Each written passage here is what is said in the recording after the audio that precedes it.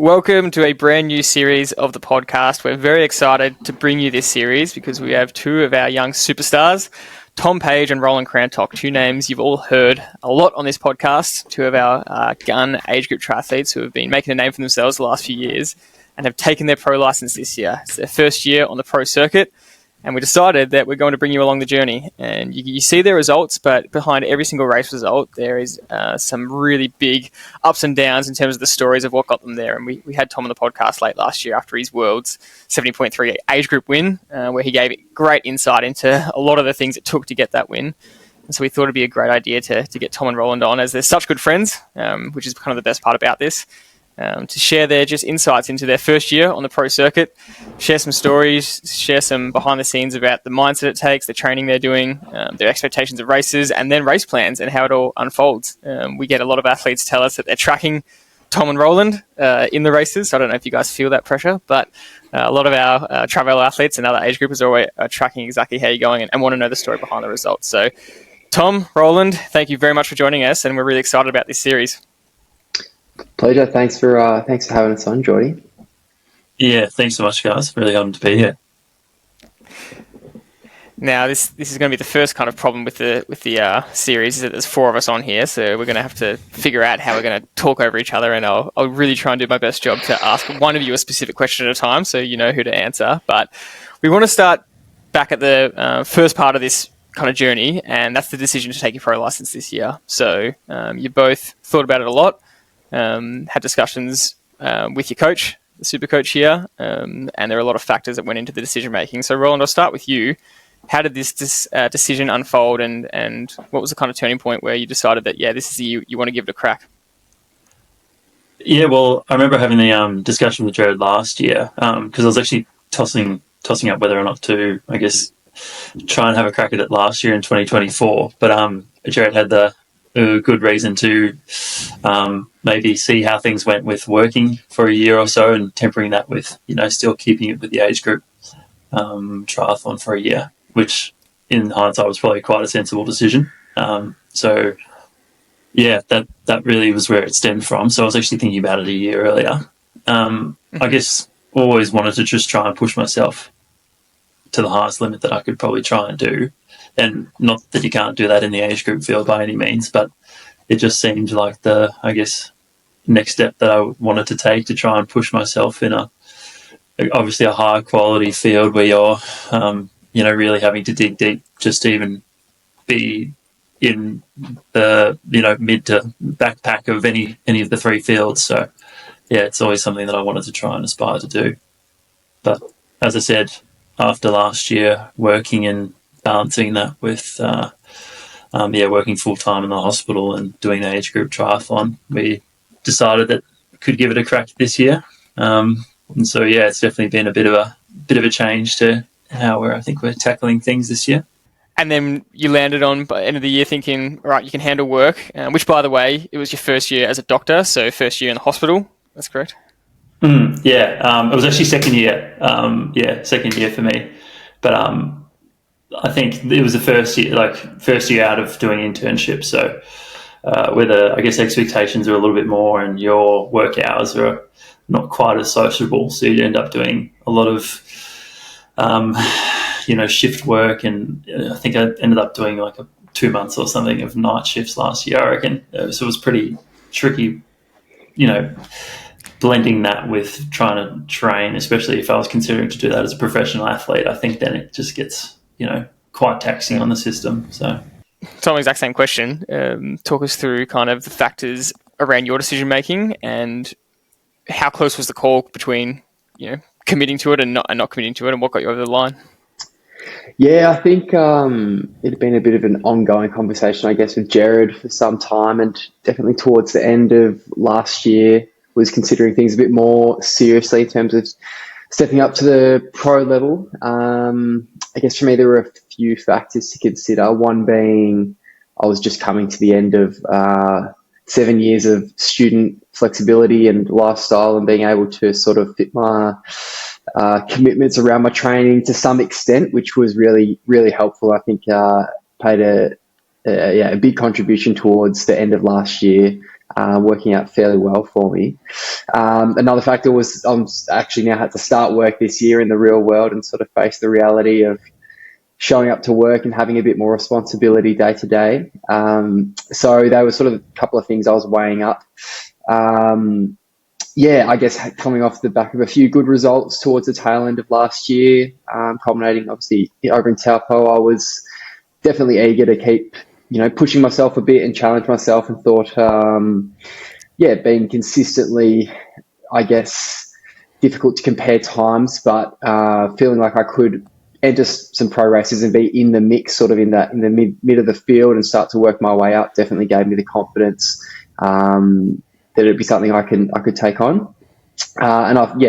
Through conversations with Gerard, I guess that we'll get into a bit more, and with Roland as well, actually, but about sort of, expectations and just approaching it in a different way, but not changing anything I was doing from my end, sort of gave me the reassurance that it'd be a good idea. And I guess ultimately it was just, I'm keen to be as fast as I can, and I thought it would be the next sort of natural step to progress in a forwards direction and keep being dragged along, hopefully, by the quality of the field and competition and everything as well. One of my next challenges for this whole series is going to be is getting you to not be as humble as you always are, because you're the most humble athlete we've come across, and really try and extract the best information out of you, because you mentioned there that you had a couple of good results towards the end of the year, and I just want to make sure the audience knows that was 4 age group wins in a 70.3, including a world title. So Tom, you never absolutely want to brag about your results, but they are some pretty exceptional results. It's as good as you can get in the age group field, and so the step up does seem like a logical choice. But talk us through some of your doubts about stepping up, and your times definitely look like they could mix with the pro field, but there's still some doubt there. Yeah, there was still some consideration, I think, and I guess as Roland has touched on, I might talk about the race dynamics, obviously very different in the pro field, having a mass start differently to the age group field, and the pack dynamics on the bike having a much bigger impact. So knowing that I was, no secret, I'm a much poorer swimmer compared to my bike and run, and compared to the field in general, whether that be age group or the professional field. I knew that was not going to favour sort of my strengths in the pro field, being most likely out the back in the swim, and then having to work my way back into the race and not being able to benefit from those who have put the work in and can swim much better, and therefore benefit from those race dynamics earlier in the race. So that was something that had definitely been in my mind, knowing that the different race dynamics and the nature of pro field racing would sort of expose some of my weaknesses. But I guess ultimately I decided that was something I was willing to confront, and hoping that it will really drive me to make the most of what I can to improve my swim, and also keep pushing along on the bike and the run to work myself back towards the pointy end of races, hopefully in the near future in a more competitive field. Brilliant answer. Yeah, I'll throw it back to you, Dad. What were your thoughts on both of them, and what did you say to them both? And it's hard because they're really good friends, and just because they're on similar journeys doesn't mean they should make the same decisions, but they do make the same decisions. So they stay with each other before most races where they're competing with each other. It's really nice to see them and their partners all travel together a lot, and but that doesn't mean they should always just do what the other's doing. So how did you manage that as a coach? Yeah, good question, Jordy. It's a great relationship you guys have got by meeting each other through the TriVelo family. It's just brilliant, and you've become really close friends. And it must be hard for you two to race against each other and stay in the same apartments before races, and and it is quite funny when we have a pre-race call, and we did have a bit of a laugh at Geelong where I'm ringing up Tom and I'm saying, is Roland ready? Because I'm ringing him next. And just going through that whole process of, I remember when your age groupers, the strategy that I told Tom was, different to the strategy that we were talking about with Roland, because, Tom needed to think about where he started, whereas Roland, everybody needs to think about where they're starting in an age group race because of the dynamics of not knowing where everybody is in the field at any point of the race. Whereas in a pro field, you all start together. And so you know where you are in the pro field. And so that's actually a tactic in age grouping that we talked a lot about, didn't we, Tom and Roland, during our journeys for all those races. But this was different. This was different for this year. But getting back to the question Jordy asked was, the decision-making around being a pro. I was really keen for Tom to really think hard about waiting till his swim improved because I felt that he was going to be racing the same way. As an age grouper, he was always, in amongst the field in the swim, but in the pro race, he'll be by himself. We know that because in the age group, there's guys who are similar to him or just a bit better than him and worse than him. So he's always around people. But in the pro race, he's going to be totally isolated once he loses the field.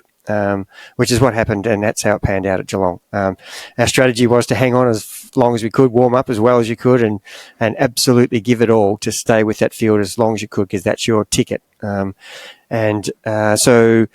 my advice to Tom was, don't be too quick to rush into this. I know you've been unbeaten for a year in all the races you've raced in, and you're quite a big fish in a little pool, but to rush into a pro decision where you're going to actually race exactly the same as you are as an age group, because you're going to be swimming by yourself, riding by yourself, and then you're going to be trying to race people down on the bike and race people down as a runner. And he was okay with that. That was, as long as you're understanding the consequences of that decision, then he said, no, that's I understand that's what's going to happen, and I'm ready for that. And so I said, great. And we also talked about the impact of actually having a job where your hours are like Roland had just experienced. Tom had watched Roland for a year work and see how fatiguing Roland's life became because he was working from 2 p.m. till midnight, 4 nights a week, and then from 7 till 7 all night. And that the impact that has on your stress levels is incredible. Your fatigue, your sleep patterns are all thrown out of whack. And, we're not belittling any other job, but being a doctor in a hospital, you have to really be concentrating because you've got people's lives at stake. So it's not a matter of, sleeping on the job, but you've got to be alert, and it's quite a taxing mental job. So there was a lot to consider, and the decision that Roland made a year ago was to defer his pro kind of entry into triathlon just to see what it was like to work and train. But Tom was just so keen that he was prepared for all those consequences, and that's what the discussions. That's why it's so good because you can talk through those things. And so Tom's got no illusions about the things he's going to face with work and being tired and being sleep deprived, and no illusions about his swim isn't good enough at that level just now, and he's working really hard on it. Tom's the least worried about those things now because we've discussed it, and that's kind of a good thing. Whereas Roland was in a different position. Roland's swim is really, at that level. And he's already had a year of working. So he's kind of a little bit in a different position. It was an easier decision for Roland, I would say, even though Roland hadn't had the success that he wanted last year. And what do I mean by success? Well, he wasn't winning as much as Tom was, but he was right with Tom. Like at Geelong, he lost by 17 seconds. That's that's how close these two guys were in races. And there were other races where Roland had won during the journey of last year. But the impact of work, Roland was well aware of, and the fact that he was a decent swimmer and he had the potential to actually get the value of riding in a bunch. So we both had different discussions about. I thought it was an easier decision for Roland to make to be a pro than it was for Tom, and that was how we went about it. Would that be accurate, guys? Yeah, absolutely agree with that, Gerard. I think it's handy having have my experience last year for to inform, I guess, your and Tom's decision as well, which is obviously really good. And I totally agree with what you said in that. In my mind, I wanted to try and see if I could get a bit of a benefit from, taking an advantage maybe from a swim perspective and a bike perspective. Not that I'm, exceptional at either of those in the pro field, but just to, I guess, keep on pushing to try and progress in both of those things like what we were doing.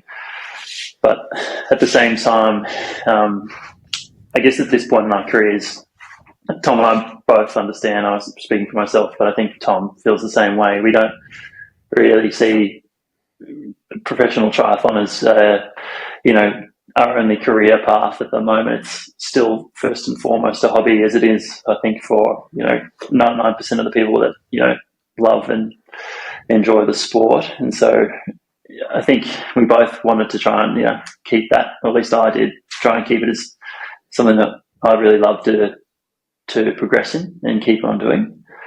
And so I appreciate, again, looking back last year, that you had a bit more of a level head in terms of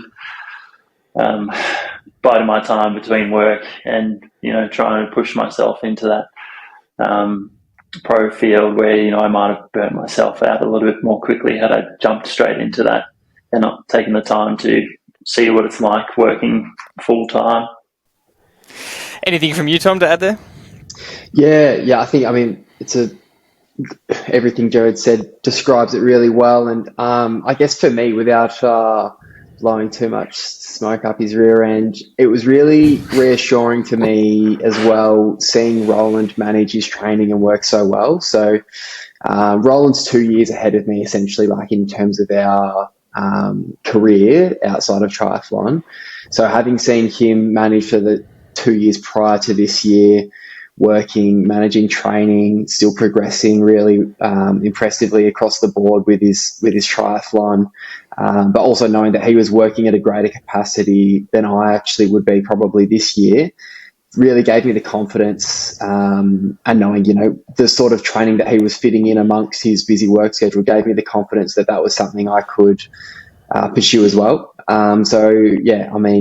We're obviously, good mates and competitive out on the race course, but I look up to him in a lot of ways in that aspect, and it's something that's been reassuring, but also pretty inspiring for me to see how well he's managed that across the last couple of years, and definitely given me a bit of a challenge, I guess, to match the sort of balance that he's been able to find and the continued progression. So that was definitely something that came into my decision making for sure, knowing there was someone who I knew well, and knew what sort of they were doing amongst a busy schedule. Yeah. The parallels among you two are just unreal, actually. I probably should have just came out in the intro and said this, but, two doctors, two good mates, two gun triathletes in the age group category right at the top of the field. Two rowers from a rowing background, yeah. And who are as close as, 17 seconds apart in a 70.3 and both debuting for their first season as pro triathletes. It's a pretty cool intro, but let's be real, Dad. What you mentioned before is actually quite hilarious with some of the race plan conversations last year when they were age groupers, and you kind of been honest with them both and saying, look, I'm going to talk to Tom about your race plan, and here's how to beat Roland. I'm not going to tell you what I'm telling Roland, but here's how to beat Roland, and Roland, here's how you need to beat Tom. And you have to be careful with you're not being disadvantageous to either of them by giving away plans, but you do need to talk to them separately about their own plan. And Tom, I think you sabotaged Roland a little bit, maybe with your final race of the year, where you got him sick for the World 70.3. Was that all part of the big plan? Was it? I can't disclose any information about that, unfortunately, Jordy. Roland, would you rethink staying together again after that experience? Oh, certainly not. It's it's always more the experience than the outcome, I think, and we had a lot of good times there. I think, as you say, as Jared was saying as well. You're asking whether or not there's any awkwardness with us staying together. But, at the end of the day, as you say, we're just very good mates. And so it's always, I look forward to these events more than anything, just to see some of the friends that I haven't seen in a while. And so it's always a good time just to catch up before a race. And half the time I haven't even thinking about the race. We're just sort of hanging out, having a good time and trying to just get a bit of training and doing what we both love to do before we go out and have a race. And then when it comes to actually race day, I think Tom had the opportunity to probably let me miss the entire race, because I actually slept through my alarm on Sunday morning from Geelong, and he said he waited 15 minutes, and luckily I woke myself up. But he said, I was going to give you just one more minute, and then I was going to come and wake you up. But I think at that time we had to leave in about 5 minutes, so it was pretty generous of him. But or ungenerous in thinking he can throw you off by letting you exactly. Never seen him. I came outside. He was already stretching. Yeah. Tom had already stretched. He'd had 3 coffees. Had breakfast all sorted. Fully in his tracksuits and everything, and I was still in my pajamas. Like, didn't know what country I was in, but yeah. Well, your day didn't start too well, Roland, by the sound of it. It got worse in the swim, and you got kicked in the face. So it was probably one of the. It was an omen, really, wasn't it? You should have probably slept in, maybe. Missed it. I think if I listened. No, go, Roland. I think if I slept in every single day, I probably just wouldn't get up and do anything. So sometimes you just got to do it. So let's jump into the race a bit and give the people what they want to hear and talk about the expectations of the race and the race plan and how it all unfolded. And we will get into it, and we might jump around a little bit in terms of some things. But one point you mentioned there, Roland, was Tom's caffeine intake. And Tom, I actually wanted to ask you, because we had a conversation a year prior about you having some GI issues with the amount of caffeine you're having, and you told me how much, and I was going, shit, mate, that's almost double the daily cap, which I thought you might know that as a doctor, but have you changed your caffeine strategy and how many coffees you have in pre-race now and caffeine ingestion during the race?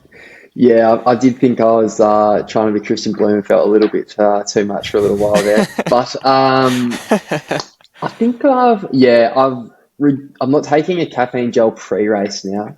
I'm just having sort of a coffee a bit closer to the race as opposed to when I get up, and then still having a couple of caffeine gels on the bike. I actually had a caffeine gel on the run as well at Geelong. I think I'm developing my nutrition strategies have been something that's troubled me earlier in my age group triathlon career, but I think it's something I'm getting on top of, which has been very relieving. Given that, had a few close calls previously. All right, let's get into the race. Dad, did you have something to say? Yeah, I was just going to say, look, for those who don't know, Tom's had a lot of breathing trouble and with a lot of his running, and I think a lot of it's just to do with nutrition, getting that wrong, and it's taken a lot of races, hasn't it, Tom, to really fine-tune that down to actually... It's so debilitating when you know you're fit and you actually can't do it because you've got tight chest or a stitch or you're actually really uncomfortable and you need to go to the toilet. And you've been in that position pretty much every race until we really strip back what are you doing here in your nutrition? And for all those guys listening, girls and guys listening out there, it doesn't, it's just not one thing fits. Every race is different. The temperature of the race, we're talking off air, the Mooloolaba race on the weekend, it was just high humidity and really hot weather, and that affects the amount of nutrition you can take. And on cold days, you don't need as much because you're not sweating as much. And so there's so many variations that you'll have to experience in training, so that when it comes to race day, you've trialed them all in training. And I think that's what you've done well, Tom, is to actually get on top of that, because it was really it was causing you to actually not compete the way you wanted to.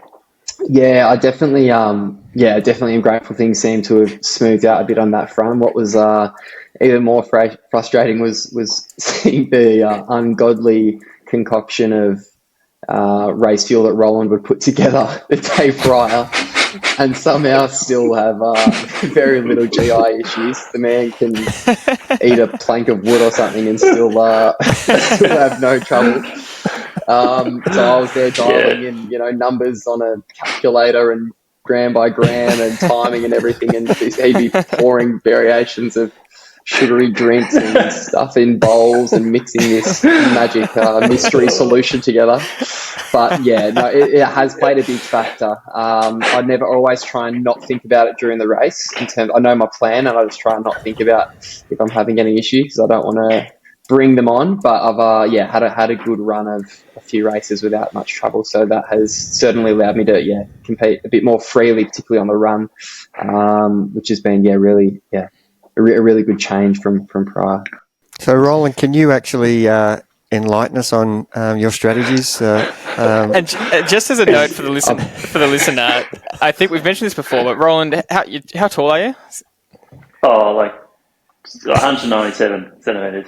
Like So what is that? 6'5"? 6'5". We'll give you 6'6". So you must have like this big stomach of an ox that can just digest anything. But take us through it.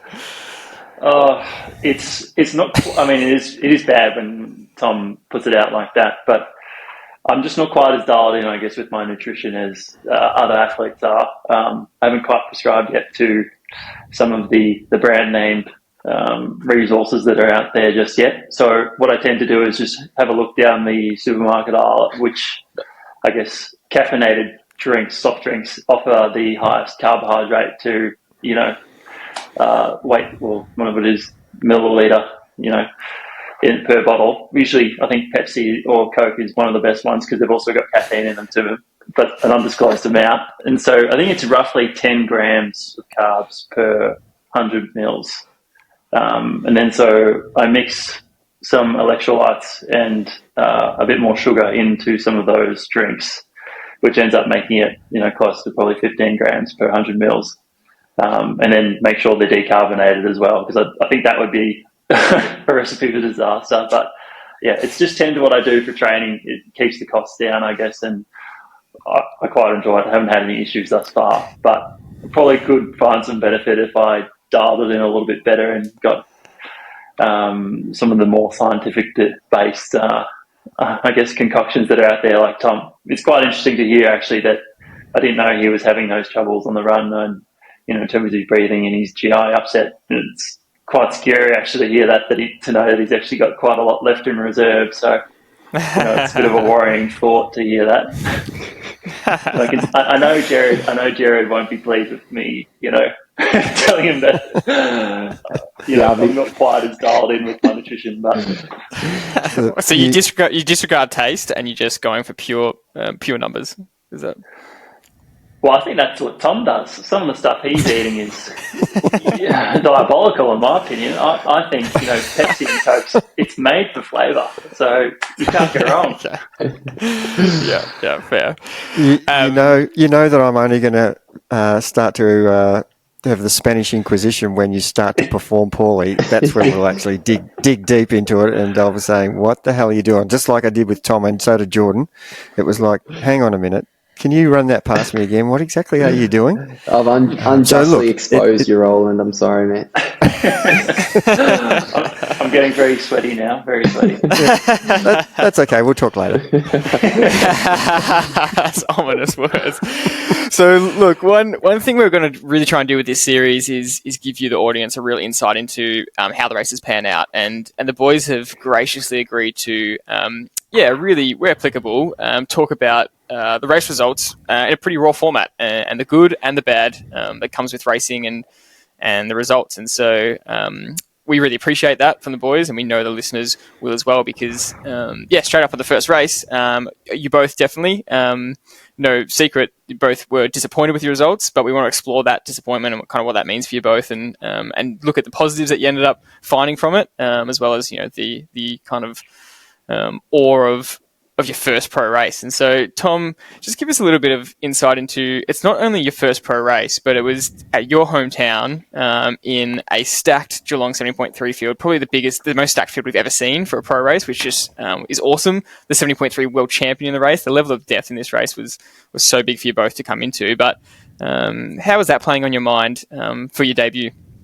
Yeah, it was pretty awesome to know that I was going to be having the pro debut in Geelong, where I've grown up and done a good chunk of my studying and now working and living again. So that was really exciting for me. And despite the fact it was going to be a very competitive, deep field with a lot of top end strength and a lot of depth throughout, I was still really excited to have the opportunity to sort of toe the line on the local shores. It was interesting. Roland and I had been chatting quite a bit in the lead up, I guess, intermittently, and with other people as well, but about the, I guess, perceived pressure, or whether we were more nervous being like our first pro race and things like that. But I think, leading into it, definitely, our sort of sentiment had been that it was a bit of a free hit. Like, we felt a bit less external pressure, I guess, in some ways. Not that anyone is overly invested in what we'd been doing previously, but, we'd definitely go to races, expecting ourselves to execute our best race and hoping that would, land us up the pointy end somewhere of those age group races. So I guess without that sort of pressure in terms of, a result or a placing, just with the nature of the deep field, that was, or in my mind, just unrealistic and not something I was focused on at all. I was just keen to focus on my own race and sort of enjoy the new experience. It took a bit of that external pressure away, I guess, for me, in the lead up. Mind you, when we were sitting, I think it had been pretty cruisy all week and had been mentally pretty okay. But then when we were sitting in the race briefing and I'm staring at the back of Cam Worth's head for 45 minutes, and next to him's Jake Birtwistle, and next to him's Yella Geens, and next to him's Aaron Royal, I think I had a momentary sort of panic attack there for a little while. I was just staring blankly at the back of Cam Worth's head for about 5 minutes, and it all sort of sunk in.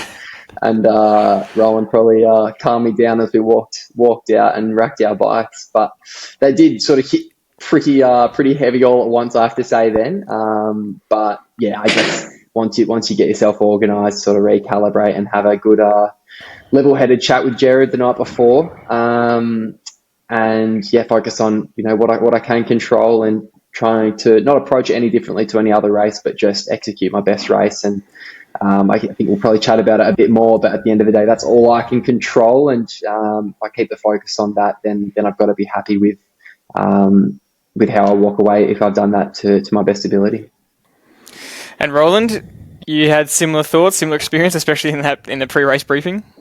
It was very, very intimidating, I think for myself and Tom and the pro-race briefing, seeing a lot of these people, who you've watched on TV and in competed world championships and, have a lot of admiration for, being in the same room with them, merely meters away. It's, a very immediate and strong realization that this is, you're stepping up into the big leagues now and going to be competing against, really world-class athletes, which, as Tom said, is, at the same time, it was very terrifying. It was also, I guess, a little bit, took the pressure off, I guess, a little bit, just because in my mind and the expectation was that now we're competing against people that have been doing this full time since they were probably, 15 to 20 years old, and are the best in the world.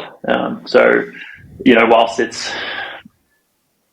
going to be terrifying that you're lining up against these people and you're going to try and do your best, at the same time, it's also a bit reassuring in that, you're not going to be nearly as good as these people, and so it's, I guess, a good yardstick to see just how close or far off you are against the best people in the world. And so, Coach, what was your words of advice going into the race, and what message did you really want to hammer home to the boys going into it? Yeah, I thought it's great listening to their thoughts there. And if they were nervous, they weren't certainly showing it to me in our conversations, which was really good to hear. And the expectation from me was that they should be, giving it the respect that it deserved, because, we talked about what races to do when they decided to take this plunge for this particular season. And, there was not going to be a lot of races where there's going to be a field like this. And so to go into your first race, and, both you guys got first and second in this race as the age groupers last year. So you're coming into it with, having performed very well in this race. Just to think about the comparison to last year, Tom, you might know the data, but I think you guys were 10th and 11th, including the age, the pro times last year, or maybe 12th or 13th, something around that mark. Yeah, I could look it up, but it was very close to that. It was definitely, between 10th and 13th or something like that, I believe. Given we were only 17 seconds apart, it was, I think we were very, very closely matching that sort of top 10, 12-ish, yeah. And it's interesting, Jord, looking at that data, which I think the listeners will be pretty interested in. I think, Tom, you were 3 53 or 54. Is that right? I think 54 something, I believe. 354. Yeah.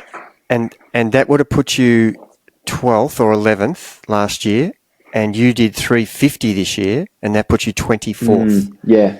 Yep. You improved 4 minutes, and you went back 12 spots. That shows you how hard this race was. And with a 350, I actually didn't look this up. I should have looked this up. I wonder what a 350 would have given you in placing last year.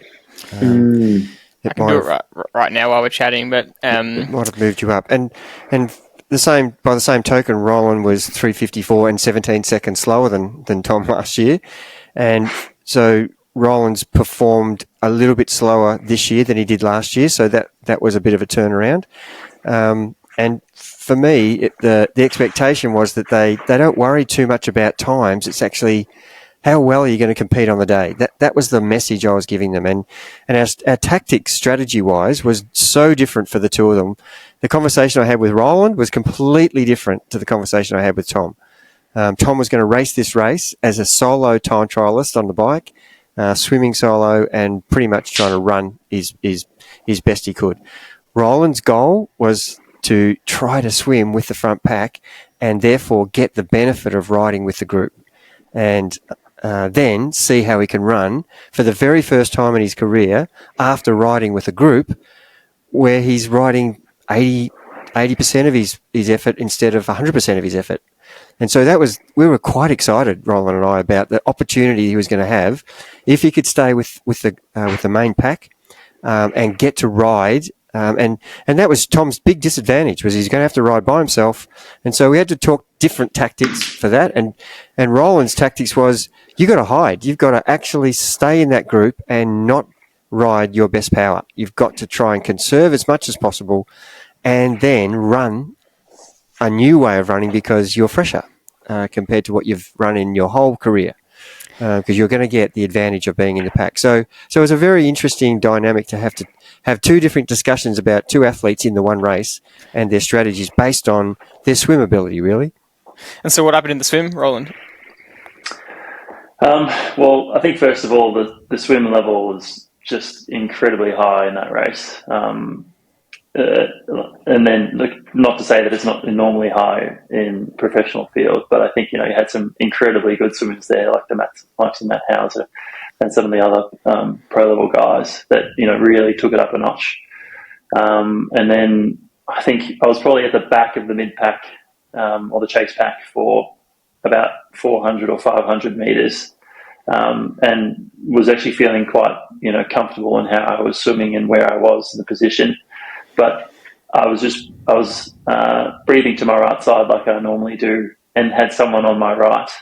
And maybe wasn't quite so used to having, quite so many people around me, almost in a washing machine, which is probably something I need to go and try and improve on. And thought I would try to get onto the other side of this person so that I could breathe into clean air whilst still staying on their feet. So as I was sort of going across, took a bit of a knock to the face, which I think probably startled me a little bit. And then before I knew it, I looked up and I was off the feet and tried my best to close down the gap. But I think, as anyone knows that's, tried to swim with people that are going hell for leather, as soon as you get a little bit of a gap, it just makes it exponentially harder to swim. And so I really struggled to close that gap and then ended up swimming, the remaining 1,500 metres solo. So was a little bit of a shock, given that the plan that we'd discussed with Gerard the night before was to go out there and, try and just hide for the first, 2/3 of the race and try and benefit from a little bit of, decreased watts on the bike. But, that quickly turned into, a changed dynamic of, what I guess Tom was planning to do, which was a solo time trial. So I sort of switched into the same mentality. And whilst we didn't specifically discuss that the night before, it's something that, we've always done during training and in previous races. So I quickly just sort of snapped into that gear. And whilst I was a little bit demoralised and I was probably the race expectations I might have had were sort of thrown out of the window almost from, the first 10 minutes of the race. still was, motivated to try and see what I could do and on the bike and into the run. And I was sort of in no man's land coming out of the swim, and in the bike there was a group about a minute or so in front of me that I did try to bridge up to, but just really was struggling to try and get to. And then I saw the chase group behind me, including Tom, coming. And so I thought probably better to just conserve some effort and wait for that group to catch up, and say that group, but it was actually really just Tom trucking up from the swim, which is, not an unusual sight to see the big steam train coming down. But very quickly Tom enveloped me, and I sort of held on to him for dear life, and we managed to stay together for the whole ride, which was good. But yeah, it was a bit of a stark contrast to what I thought was going to happen in the pre-race discussion, Jared. Now, I want to dissect that adjustment of expectations after the swim and trying to reset because your plan's been thrown out the window. But I just want to throw it to Tom quickly in terms of the swim and the start of the race.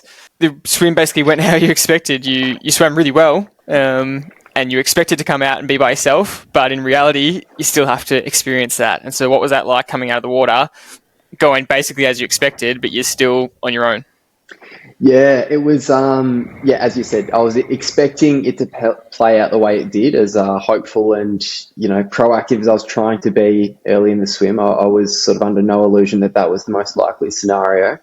And when it did sort of eventuate, it was a very different feeling swimming, 27, whatever I swam on my own, and seeing the gap to those in front of me sort of very clearly in the water, as opposed to swimming the similar sort of effort and pace with age groupers everywhere and sort of not having that very objective, clear, visible sight of how far behind I was. And yeah, that was definitely a bit of a mental battle, to be honest. There was sort of a long back straight. I disconnected from the group. I mean, winding back a little bit, I sort of lost the group just before the first buoy.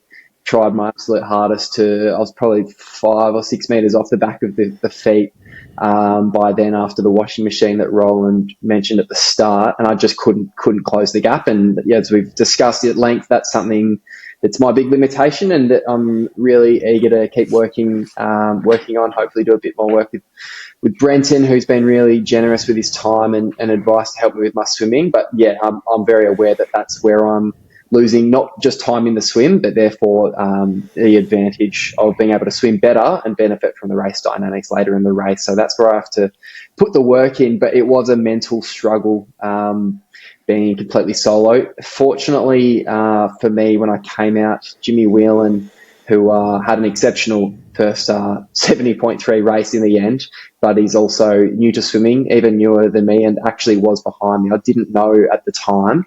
I thought I was out the back, dead last with a big gap in front of me.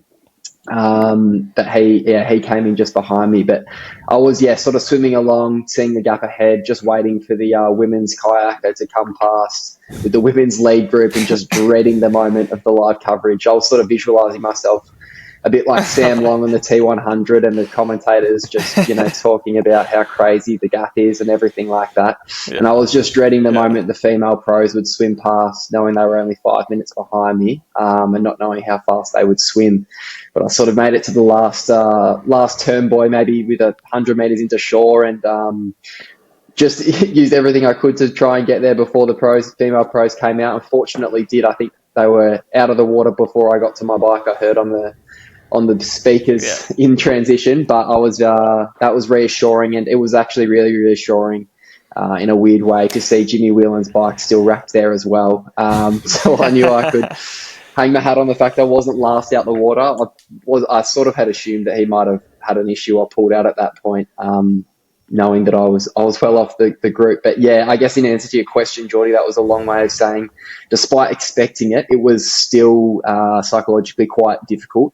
And yeah, I guess even more motivation to really pull my finger out and make some tangible change in the swim to help that aspect of the race. But as I guess I alluded to, the ride and run to come as well.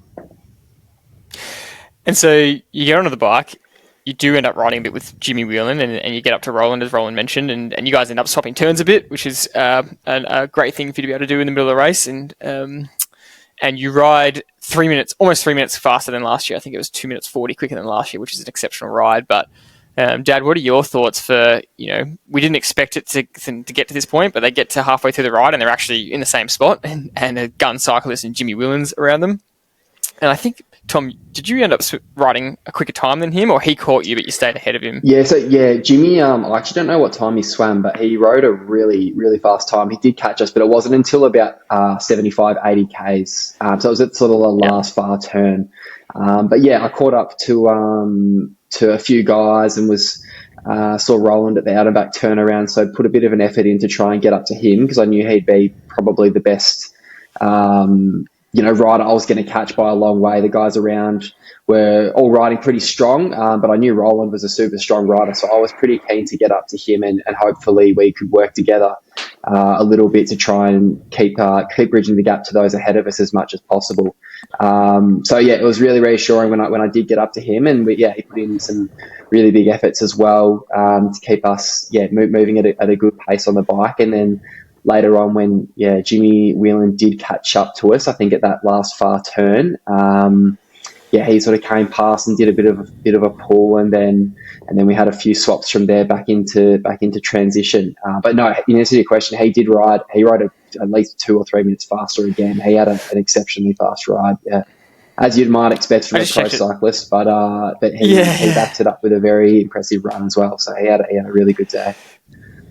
Yeah, I just checked it. He was a minute 50 quicker, so you were right there with him. So Coach, what were your thoughts in hearing this in hindsight and the position that they're in halfway through the race?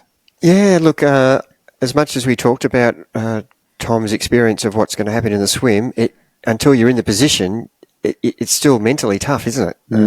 Even though the expectation is this is going to happen, but when you're in it, you have to be so mentally tough to concentrate on the things that are going to get you the time you want. And that was our plan right from the night before and the weeks into it.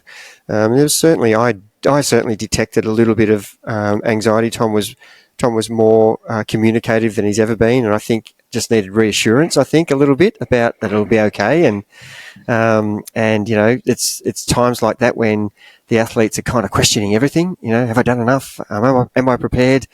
Am I going to perform the way I want to? And to be fair, both Roland and Tom, they really listen well, and they take on the advice beautifully, and to just get the message that all you've got to do is just execute to the best of your ability, and whatever outcome is the result, then you've got to be happy as long as you've done the best you can on the day. You can't be, I had a talk with Tom later, and I was a bit shocked at his disappointment, where I started to point out things about, hang on a minute, you're literally 4 minutes quicker than you were last year. You've actually swam, ridden, and run faster than you've ever done. So where are we disappointed? Well, the disappointment comes from the position where you finish. That's the disappointment. And I said to Tom, I'd be disappointed as a competitive athlete myself when that happens. But you have to get the perspective of the situation. And look, what we talked about before, compared that to last year's times in the pro ranks, it would have put you in 12th place. And had you done a 350, it would have been, probably 7th or 8th. So I'm not sure, Jordy, if you've checked that, but yeah, it was top 10. I think it would have been 9th or 10th. So so you've got to be a little bit careful about how you measure your expectations, and I think that's what these two guys are really good at, is their willingness to take on advice, whether it's positive or negative. They're really good at that. They don't take it personally. They know that I'm for their best interests, and certainly for knowing Tom well, my motivation for him was to don't do anything different. If you're by yourself, don't try and race flat out to catch up to the guys in front of you when they're not going to be that much help to you. So race your own race and stay in the numbers. And the only thing that he did do was try to catch Roland earlier, which I would have done as well as a competitor. And that is a risk to do that, but I think it's worth it. That way you're going to spend less time by yourself. And it will also help Roland. Because Roland was, Tom would have seen when they're passing each other, this course is good because you are doing so many times when you go in the other direction, because it goes out and back and up and down, and you're forever seeing where you are in the field, aren't you, Tom? Yeah. And I think that's really good that Tom's and that's what we were talking about before the race. Make decisions about where you see yourself, and remember, you can't time trial any faster than you can time trial. So at the end of the day, he did that really well, Jordy. He actually rode 3 minutes quicker than last year. Shows how much a better a rider is than last year already, and how mature his mindset was, that he didn't just lose it by being worrying about the exterior noise of I'm last, I'm way back, I'm not even in this race. But we said before the race, do not give up on this race. Ride your best ride, run your best run, and you'll be more happy with that than if you don't do that. And I think that's what you did really well. I think that's what I'm most proud of. We haven't talked about the run, but I think you really rode very clever. After the swim and after the mindset you would have had in the water, just going, oh, how much does this suck by myself? And for Roland, I felt really, because I was in transition doing a team, I was watching them come in, and I had a really good view of, I just couldn't find where Roland was, and I was so shocked that he came out of the water by himself, which was not we just didn't think that was going to happen. We didn't, knowing that he was going to get kicked in the face and then lose the back of the pack, with the shock that he was in for those 5 or 10 seconds that it takes. And it only takes that to lose the feet, and then you've lost the pack. And it is very hard to reach back up to that. So there was an idea that if something did happen, he would have to revert from riding a bike ride to going back to time trialing. A bike ride is, when you're in a race pace line, you're going to get a drafting effect. Even though it's 12 metres, there is still a drafting value in it. Even though you've got Race Ranger and you're all legally doing it, it's still an advantage to ride within a group of 8 or 9 people in a line than it is to ride solo. And so Roland really had to change his whole strategy. So that's mentally tough as well. So they're both going through their first race with all of these things in their minds, really throwing them off their actual race. And that's kind of what I'm alluding to, as it really takes mental toughness to stay in there, to hang in there. And you'll regret it afterwards when you look back and go, bloody hell, all I had to do is just stay focused and stay disciplined and not worry about this has happened to me and that's the end of my day, but rather hang in there and see what benefits and what positive outcomes you can get from the day. And I think that was a really good lesson for both of them in different ways. And so, Tom, you ran a minute 20 quicker than last year, and Roland, you ran just under 2 minutes slower, I believe. Correct me if I'm wrong. So when you're in that ride and run, Roland, you started to touch on this before. What was your mindset and attitude, and kind of in the race, and were you happy with that now? And then what's your kind of attitude reflecting back on it now when you're not in the emotions of the race? Yeah, well, it's I guess touching on what Gerard just said at the end there, in that I was quite disappointed, I guess, coming out of the swim in the position that I was, knowing that I think I can personally swim a lot better than I did, but also I guess it exposed a bit of it was a harsh realization, I guess, in terms that I need to go and probably put more work in on honing in my swimmability, so that it's not so much of an issue if I am taking a little bit of a knock, and that I can close down smaller gaps if I need to. So I guess that was the first, harsh realization that I experienced during that race. And then I guess getting onto the bike solo, I thought, oh, well, now it's going to turn into a lot, longer of a day than I thought it was originally going to be, which obviously you're doing a 70.3. It's going to be a long day regardless. And, you should never really shy away from having to push yourself hard during an event like that. But it's sort of, I think it was harder for me to really tap into, some of the ability that I know I have in that situation. And I guess I struggled, as Gerard said, it is quite mentally taxing to do that. And I think if you're doing an event like a half Ironman or any triathlon for that matter. I think, you're pushing your body and you're doing something that innately your body doesn't necessarily want you to do. It is a painful experience, and you have to push through some of that pain, and you need a good mental reserve to do that.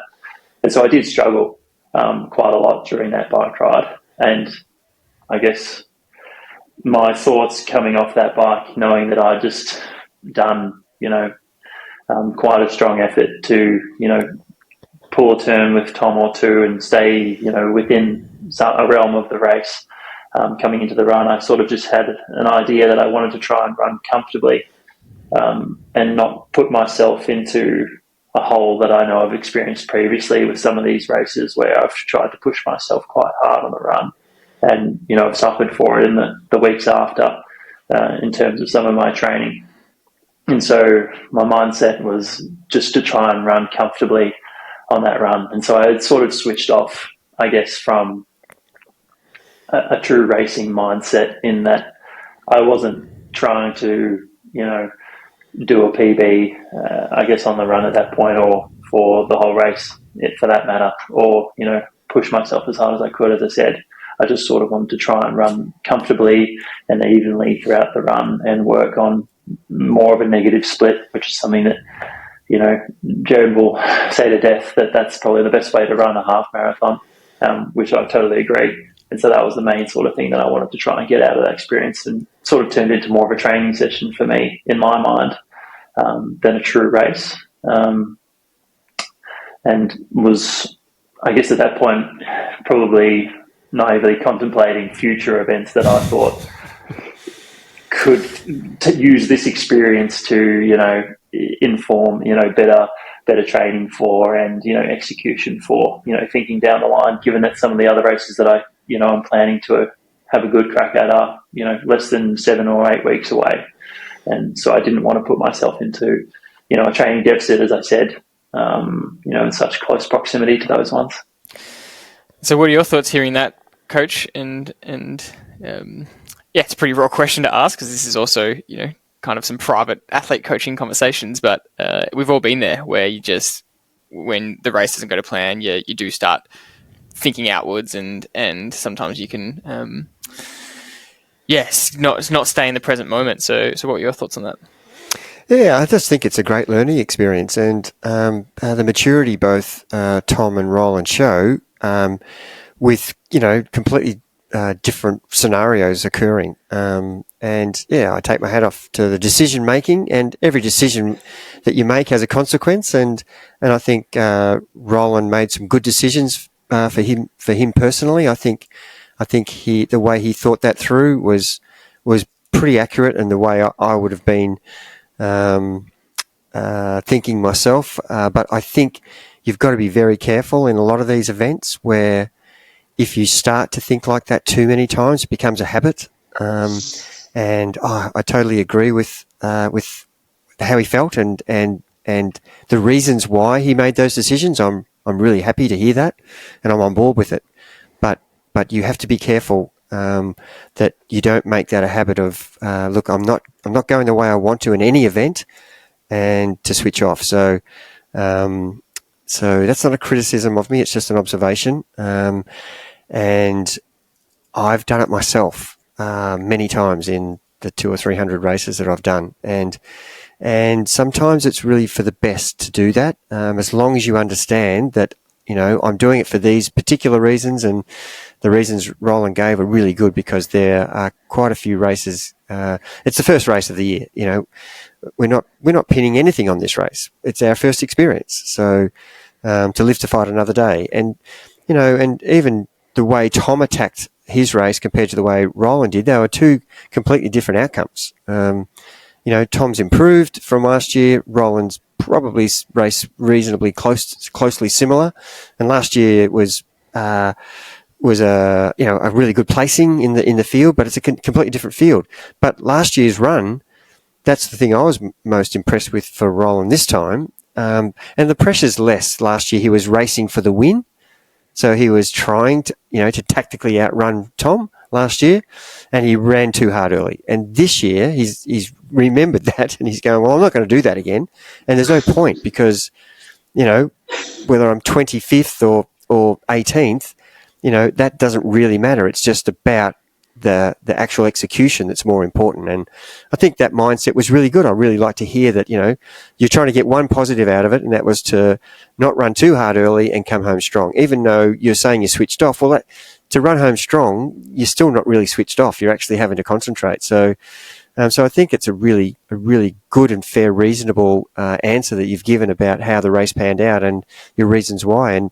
And for Tom, it was completely different. I was saying to him, you're going to be in this scenario every single race where you're chasing the field down, whereas Roland's expectation beforehand was completely different. So I think his mindset was good for Roland to actually think like that. And Tom stuck true to what we planned. No matter what's happening in the race, you keep pushing, because this is the situation you're going to be in every race. The field won't be so strong in every race, for sure. There'll be races where, there's only 4 or 5 really good guys, and, you'll be racing for 4th or 5th or 3rd. So the scenario is going to be different. And whether you're racing for 24th or whether you're racing for a podium, you still should get the mindset in your brain that I'm going to execute the best I can. So I'm going to be proud of what I've done rather than be kicking myself a week later.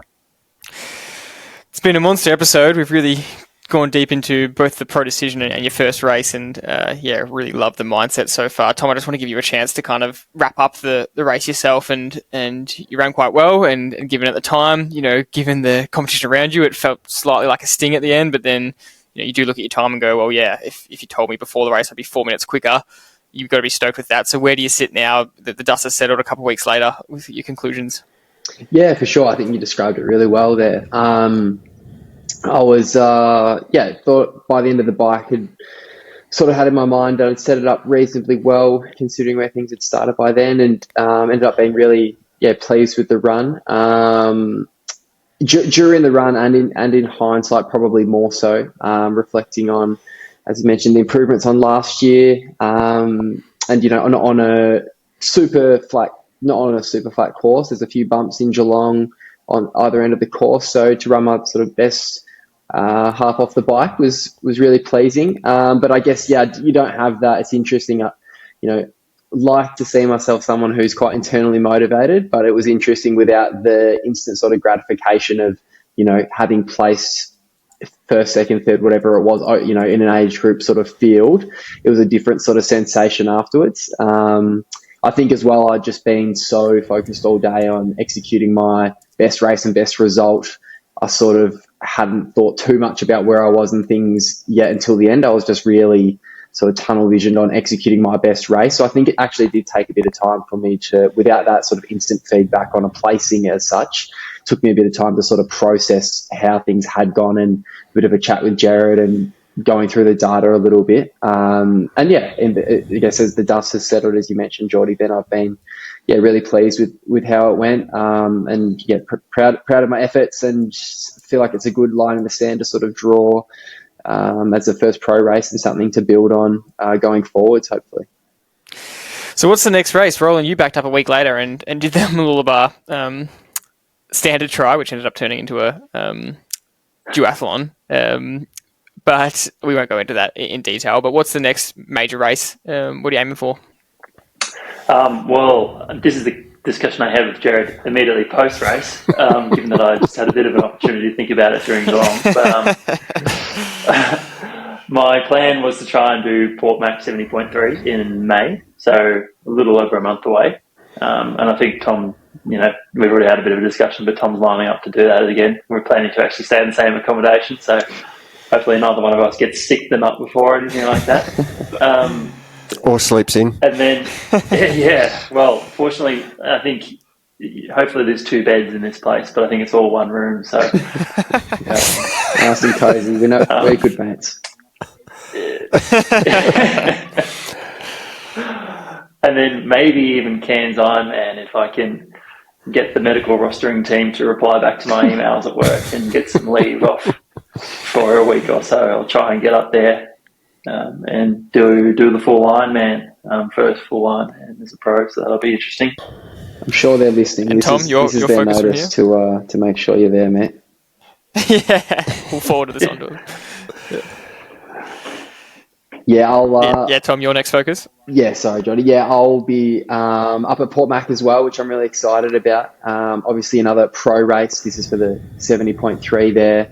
But it'll be more a domestic field, I'm expecting, compared to the Pro Series event in Geelong, where there was some big heavy hitters, Australians, but also international talent up that top end, which was really strong. And I'm sure Roland feels the same. Epic experience to be a part of, and yeah, it was really cool to have sort of, lined up against some of those international world-class athletes. But I'm really looking forward to a chance to hopefully feel a bit more in the mix in the field again, which is interesting, as we were speaking about earlier. Probably have a little bit more nerves almost going to the next one, because I'll probably expecting myself to be a little bit higher up on the results sheet than what I was in Geelong. But it's a good reminder for me to just focus on the process, I guess, and try and have another good, well executed race across the board. There is what I'm hoping for. It's been a big episode, and honestly, it's really not easy to sit here and you review your whole race for everyone like you have. You really have to be courageous to explain and explore what kind of went well and what didn't in a public forum. So kudos to you both. We really thank you for that. Look, next episode in the series, we'll probably do a bit more of a check into your training and what we're focused on in training and what you guys are working on to improve. I think people will really like that. And of course, we'll keep doing future race reviews as they come up, or maybe some episodes pre-race so people can hear kind of the thoughts going into a race. But this has been a really great starting point. So any final comments from the coach and or you guys? No, I'm super excited to see. This is the start of a journey. It's great, and I loved Roland's take on at the start of the podcast, where he's really putting it in perspective. It's not the be all and end all. It's your passion. It's what you want to do, but you have a career. You've both got a really good career that you're setting up, and this is something that you really want to have a crack of. Outside of that career as medical professionals, and I think that's fantastic attitude. You want to see how far you go, see as far as you can go. That's exactly what you've both said to me. You want to push this and see what you can do. And I love your attitude, and I think I'm super excited this year. There'll be lots of highs and lots of lows. It's just the journey that's going to be fun, and we're so grateful that you're going to share that journey a little bit with us and give us an insight and the struggles, because it's not all smooth sailing, and I think that's the bit that most people out there listening need to understand, that the guys at the top level have just as many struggles as the age groupers and the mid packers, and I think that's a lesson for everybody. You're going to face mental challenges in training, in work, in getting your mind right when things aren't going well, and how you're going to manage roadblocks. And I think the boys are really giving us a good detailed explanation of what happened on the day and how they thought their way through it. So I think it's a great start to some really good info. Any sign-out notes, Roland, and then Tom? No, I'm just really grateful for you guys having us on, and putting on this format. It's the podcast was actually probably the first way that I got in touch with the TriVelo coaching, and then I know Tom through some of the training we've done as rowing, as you mentioned. So I've always been a long time listener to the podcast, and so it feels a bit surreal to now be part of it, I guess. So really grateful for that, and if I'm able to share any sort of wisdom to anybody else listening, then I'd certainly count that as a big win in my books. Yeah, I very, very much agree. I think it's a little bit surreal and a real privilege to be on with both of you guys who have built such a strong and well-supported community with TriVelo. It's a great group, and it's a pleasure to sort of be able to contribute to that and to your listener base. It's worldwide, I know, so that's a really cool thing to be a part of. And I think similarly to when I jumped on after Taupo as well, it's a really good opportunity, I think, from our point of view, to reflect on these things and think about the positives, the negatives, and how we can sort of channel all of that into improving and progressing into the future. So yeah, very grateful for the chance to dissect it with you guys. It's so awesome to hear these insights from you both. We really appreciate it, and I think everyone can't wait to hear the adventures of you this year and all the bunk bedding that you're going to be doing together for future races. You've given us some great stories so far, so we can't wait for what the rest of the year holds. And if you enjoyed this episode, please let us know. Please let the boys know. Give us some feedback. We'd love to hear whether you enjoyed this format and what you'd like to know from the boys in terms of training or racing as we kind of do this throughout the year with them. So that's it for this episode. Thanks always for listening, and we'll see you on the next one.